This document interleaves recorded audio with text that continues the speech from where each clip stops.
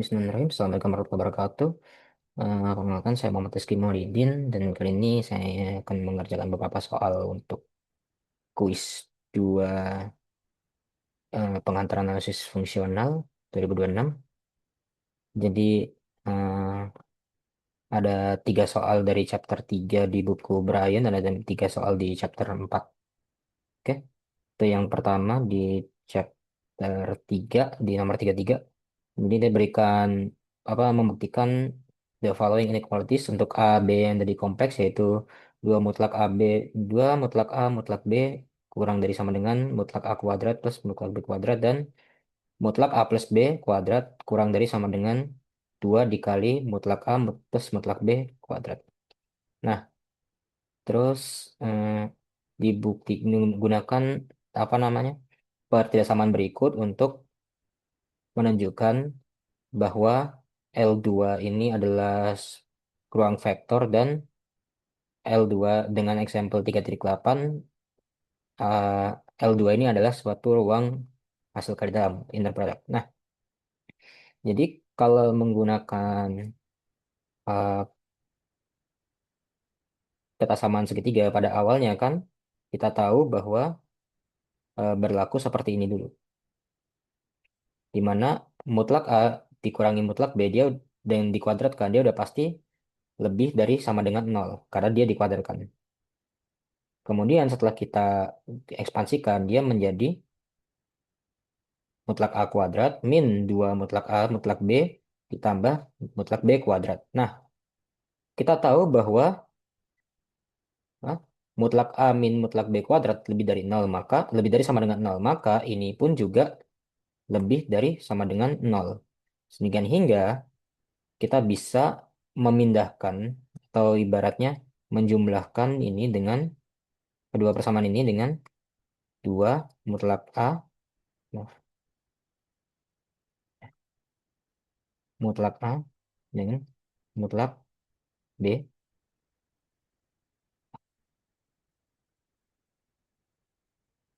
Nah, seperti ini.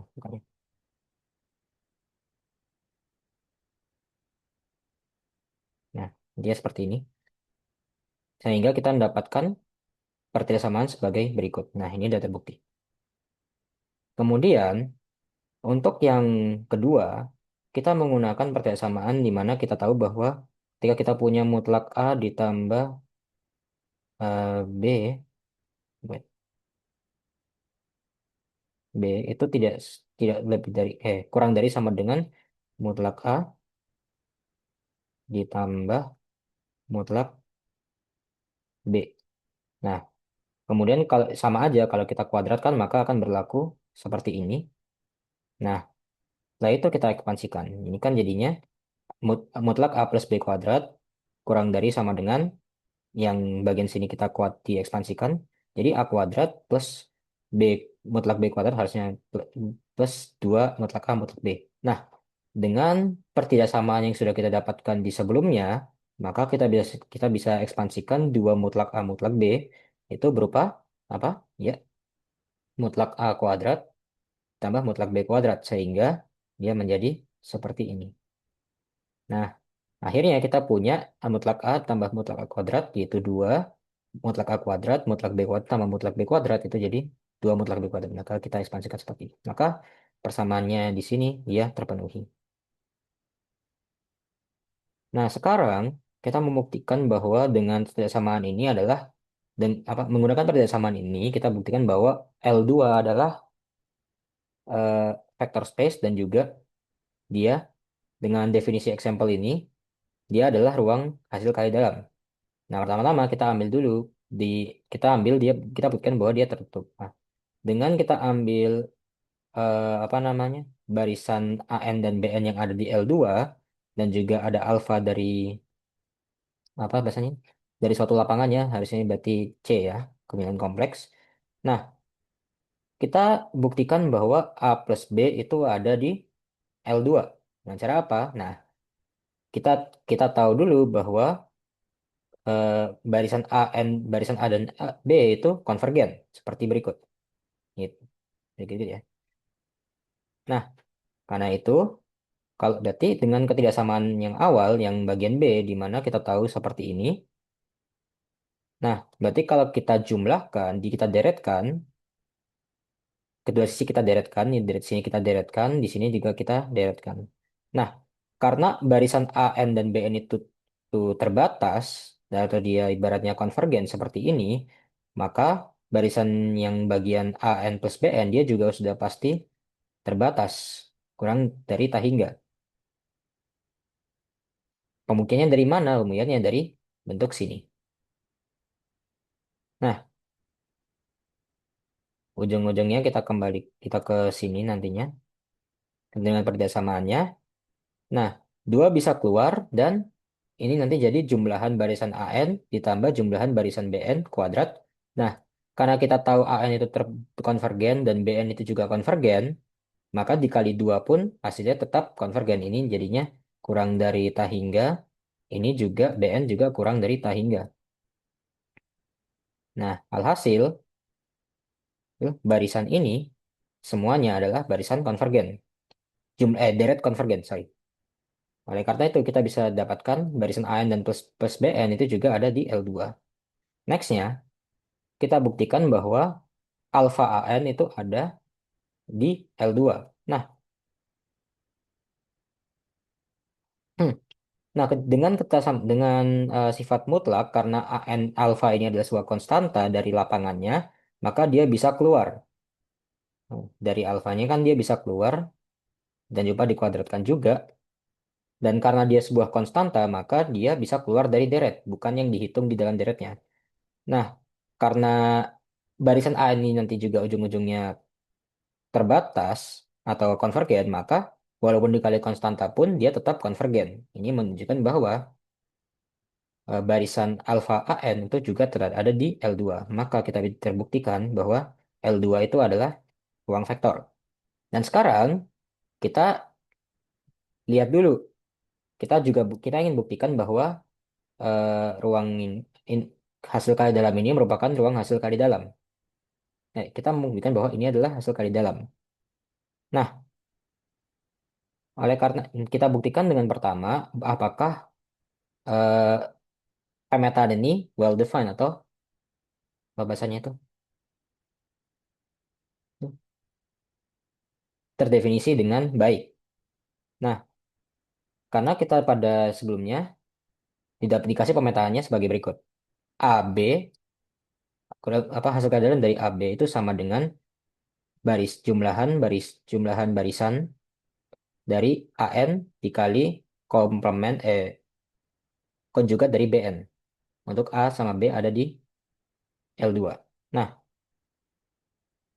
dengan ketaksamaan pada pada bagian B sebelumnya, kita tahu awal-awalnya kita dapatkan seperti ini dulu. Karena ini dimutlakkan, maka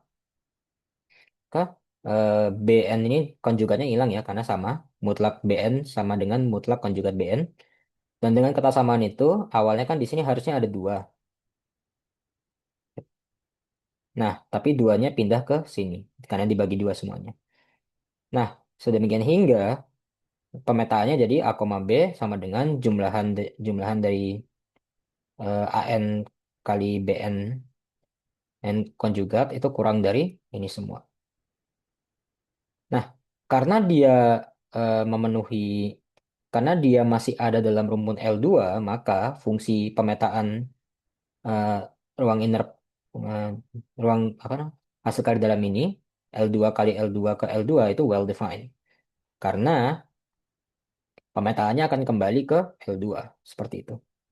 Nah, sekarang kita buktikan bahwa pemetaan tersebut adalah ruang inner product dari I1 dulu, di mana nah, kalau misalkan kita punya A, A, maka dia harus lebih dari sama dengan nol. Sedemikian, kalau misalkan A, A itu nol, maka A itu harus nol. Kita buktikan di sini. Terus juga kita sudah buktikan di bagian kiri dulu, seperti ini. Dan sebaliknya, dibuktikan lagi. Nah, hasil eh, aksioma satu terpenuhi, aksioma 2 terpenuhi. Untuk aksioma 3 untuk ambil sebuah konstanta dari lapangannya, yaitu lapangannya kompleks, yaitu ada alfa dan beta sebagai berikut. Jadi kita punya alfa A ditambah beta B, koma C. Jadi ini satu satu rumpun ya di sini ya. Langsung kita operasikan seperti ini. Dengan kita mengalihkan silang dan sebagainya, kita dapatkan ada dua jumlahan. Ada alfa kali jumlahan AN kali CN komplement, konjugat, ditambah beta kali jumlahan BN kali CN konjugat. Nah, ini memenuhi untuk alfa A, C ditambah beta B, C. Ini memenuhi.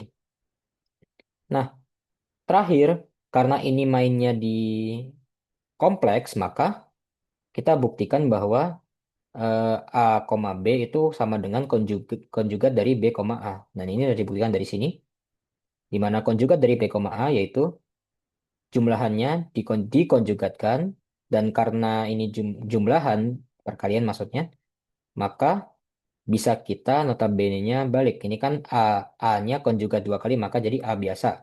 Dan B-nya karena belum dikonjugat, maka dia jadi konjugat B. Dan ini sama aja dengan A, B. Nah, oleh karena itu, A, B dengan definisi seperti ini, untuk setiap A dan B ada di L2, maka ia adalah inner product yang membuktikan bahwa pasangan L2, aduh susah, koma ini pemetaan ini,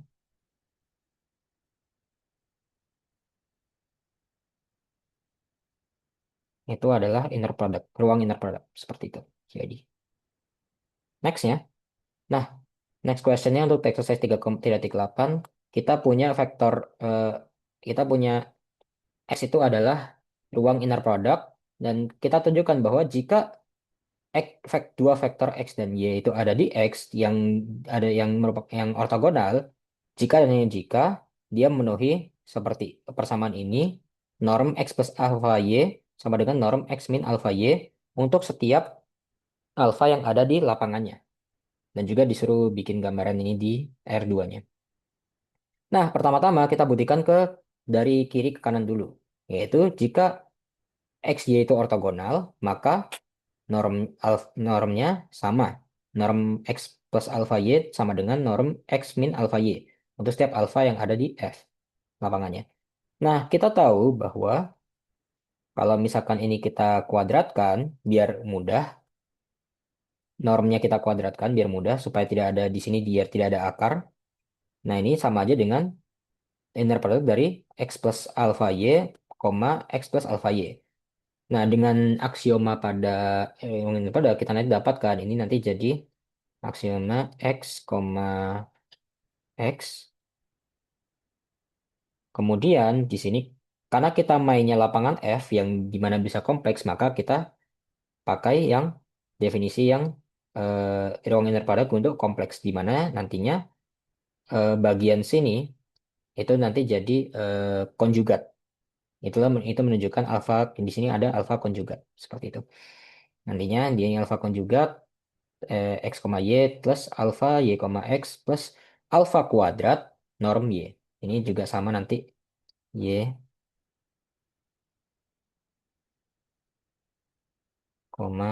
Y. Gitulah. Alhasil, nah ingat, karena pada step awal ini ada X, Y itu adalah ortogonal, maka ini itu sama dengan nol, ini juga sama dengan nol. Menyisakan cuma norm dari X kuadrat plus alfa kuadrat norm Y kuadrat. Nah, dengan hal yang sama kita bisa ekspansikan norm X min alfa Y kuadrat itu nanti sama kembali. Bedanya nanti di sini itu minus, ini minus konjugat alfa, ini minus konjugat alfa. Sama lagi karena ini nanti ujung-ujungnya nol, ini nol, sisanya cuma ini. Dan kita lihat bahwa outputnya sama, ini menunjukkan bahwa norm dari X plus alfa Y sama dengan norm X min alfa Y untuk setiap alfa yang ada di lapangannya. Nah, kita buktikan sebaliknya. Jika normnya sama untuk setiap alfa yang ada di F, maka dia ortogonal. Nah, dengan menggunakan kesamaan norm ini, kita kuadratkan, nanti kita dapatkan kembali ke persamaan ini. Tapi ingat, karena pada saat ini kita ingin buktikan bahwa ini ortogonal, maka ini kita tidak bisa nolin. Yang bisa kita lakukan adalah X-nya ini bisa dicoret, ini coret, Y-nya juga sama. Norm Y-nya juga dicoret. Misalkan cuma ini. Nah, sekarang ada beberapa kasus yang bisa diimplementasikan. Yaitu saat lapangannya itu bilangan real, maka konjugatnya sama dengan alfa konjugat sama dengan alfa, dan inner product Y, X itu sama dengan inner product X, Y. Alhasil setelah penyederhanaan, nantinya kita dapat bahwa sama aja, ini semua sama aja dengan 4 alfa inner product X, Y yang membuat X, Y, inner product X, Y itu hasilnya nol. Ini menunjukkan bahwa dia ortogonal. Tapi kalau misalkan lapangannya itu berupa kompleks, maka ya kita tetap ke sini dulu. Oh, ingat kita pakai sifat yang di mana eh, X, Y itu sama dengan Y, X konjugat. Nah, ini kita aplikasikan buat yang bagian sini, Y, X ini. Nah, jadi kita punya alfa konjugat X, Y tambah alfa konjugat X, Y. Nah, jika alfanya, kita ambil kasus 2, jika alfanya 1, maka nanti kita dapatkan seperti ini. Nah, ini sama aja aslinya dengan dua, dua real dari X, Y. Nah, ini kan kita tinggal dibagi 2, maka bagian realnya nanti nol. Kalau misalkan alfanya itu berupa imajiner murni, I gitu misalkan, ini jadi kebalikannya. Kita bisa dapatkan persamaan seperti ini. Ini sama aja aslinya dengan eh, 2 2i itu 2i dari kali imajiner dari X, Y ini tadi. Nih. Nah, dengan ini berarti kan bagian realnya nol, bagian imajinernya juga nol. Nah, ini berarti fulfill lapangannya untuk lapangannya kompleks. Sedemikian hingga kita sudah buktikan dia, kalau misalkan dia ortogonal, dia normnya seperti sama. Kalau dia normnya sama seperti ini, maka dia ortogonal. Nah, karena itu ini terbukti. Dan untuk ilustrasinya di R2 sebagai berikut.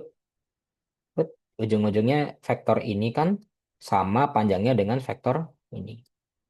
Seperti itu.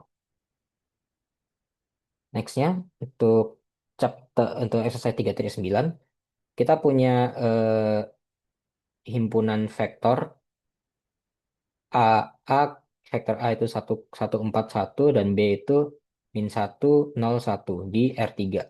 Kita disuruh menggunakan ground speed untuk mencari eh, apa namanya?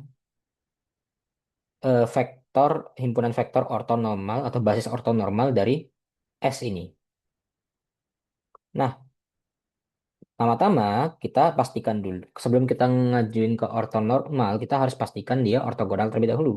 Nah, sebenarnya ini udah kelihatan ya kalau dia ortogonal. Tapi kalau kita menggunakan algoritma Gram-Schmidt, maka kita langkah pertamanya kita misalkan dulu S aksen ini adalah basis ortogonal. Nah, kita definisikan dulu S1 aksen itu yang mana. Kita bisa ambil tembarang yang mana, kalau di sini lebih mudahnya kita ambil yang B, yaitu -1, 0, 1. Kemudian dengan apa namanya S2 aksennya kita ambil dengan algoritmanya itu eh, salah seperti ini. S1 S, S SI+1 sama dengan S, oh salah. Misalkan ini vektor awalnya A dikurangi ruang inner product dan ini sebagainya itu. Mengikuti rumus seperti ini nantinya. Nah, kita tahu A-nya tadi apa? 1,401 dikurangi dengan inner product dari A, S1 aksen per norm dari, ini aslinya harusnya norm dari S1 kuadrat Nah, dikali dengan S1 aksen. Ya, hasilnya adalah 2. Terus inner produknya itu min 1,0,1. Oke, ini sama dengan 0. Dikalikan dengan vektor ini nanti jadinya 0, vektor 0. Misalkan, maka S2 aksen itu adalah 1,411. Alhasil, ini adalah udah basis ortogonal. Nah, kemudian kita normalkan supaya menjadi basis ortonormal. Misalkan kita ambil Q aja sebagai pemisalan. Nah, untuk menormalkan vektornya, kita bagi saja dengan normnya. Jadi Q1 itu sama dengan S1 aksen per norm dari S1 aksen, yaitu akar 2. Sedemikian hingga nanti kita dapatkan yang pertama Q1-nya adalah min akar 2 per 2, nol, akar 2 per 2. Terus untuk Q2 sama, kita pakai vektor S2 aksen. Jadi kita dapatkan eh, vektor ortonormalnya yaitu akar 2 per 6, 2 per 3 akar 2, 2 akar 2 per 6. Nah, hasil ini adalah dua vektor ortonormalnya. Selesai. Oke, kita langsung masuk ke chapter 4, di mana yang pertanyaan pertama di 4.3, misal H itu adalah ruang Hilbert kompleks dan kita misalkan Y itu ada di suatu ruang Hilbert tersebut. Nah, kita minta ditunjukkan bahwa pemetaan F dari H ke kompleks didefinisikan dengan Fx sama dengan inner product X, Y itu continue. Nah, dengan Cauchy-Schwarz persamaan Cauchy-Schwarz, maka kita dapatkan nanti seperti ini. Mutlak dari Fx sama dengan mutlak dari norm, harusnya ya, masuknya norm ya. Oh, ya, mutlak dari X, Y. Nah, dengan Cauchy-Schwarz inequality, maka dia memenuhi seperti ini. Dia kurang dari norm X, norm X kali norm Y. Nah, yang ini sedemikian hingga mutlak dari fx itu kurang dari sama dengan norm Y kali norm X untuk setiap Y yang ada di ruang Hilbert tersebut. Nah, untuk membuktikan dia continuous, kita cukup membuktikan bahwa di F itu bounded. Dengan cara apa? Terdapat K, sedemikian hingga rumusnya kurang lebih kayak gini. Fx sama dengan K norm X. Nah, ini menunjukkan bahwa F itu bounded atau terbatas. Nah, di sini kita bisa ambil K-nya itu adalah norm Y. Karena dia lebih dari sama dengan nol. Udah pasti. Nah, untuk norm Y itu sama dengan nol, itu kita tidak bisa membuktikan apa-apa. Tapi karena dia bisa lebih dari nol, selalu ibaratnya non negatif, maka kita bisa simpulkan bahwa F ini terbatas. Hence, dia F itu continue. Seperti itu untuk 4.3. Nextnya, di 4.10 kita suruh membuktikan bahwa example 4.10 ini chapter 4.8 maaf. Hmm? Oh, ini harusnya 4.5 maaf. Ini 4.5. Nah, give a solution to example 4.10, di mana example seperti ini. Ini di mana misalkan P itu adalah eh, linear subspace atau ruang vektor subruang vektor linier dari C01 terhadap bilangan kompleks consisting of polynomial function atau isinya fungsi-fungsi polinomial. Nah, jika T jika ada pemetaan T eh, dari P ke kompleks adalah transformasi linear didefinisikan dengan TP sama dengan P aksen 1, di mana P aksen itu adalah turunan dari P, maka T itu tidak kontinu. Nah, sekali lagi kita cukup buktikan bahwa dia terbatas. Nah, tapi kita lihat dulu. Misalkan kita ambil PT, fungsi P itu sama dengan T pangkat N, karena dia polinomial, maka Normnya karena dia ruang C01, maka supremumnya yaitu di satu. Tetapi kalau misalkan kita turunkan dia jadi NT pangkat N-1, di mana P aksen satunya sama dengan N, dan normnya pasti menuju ke N. Ini menunjukkan bahwa norm T itu dari definisi norm T itu sama dengan eh, supremum dari TP itu sama dengan N. Ya. Nah, alhasil itu, dia ibaratnya tidak terbatas karena karena N ini nanti menuju ke tak hingga. Dia tidak bahasanya dia tidak memenuhi seperti ini.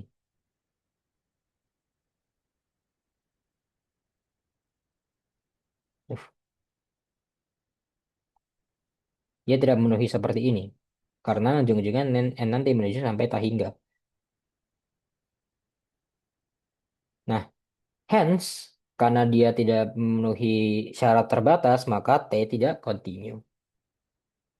Oke, terakhir ini baru exercise 4.8.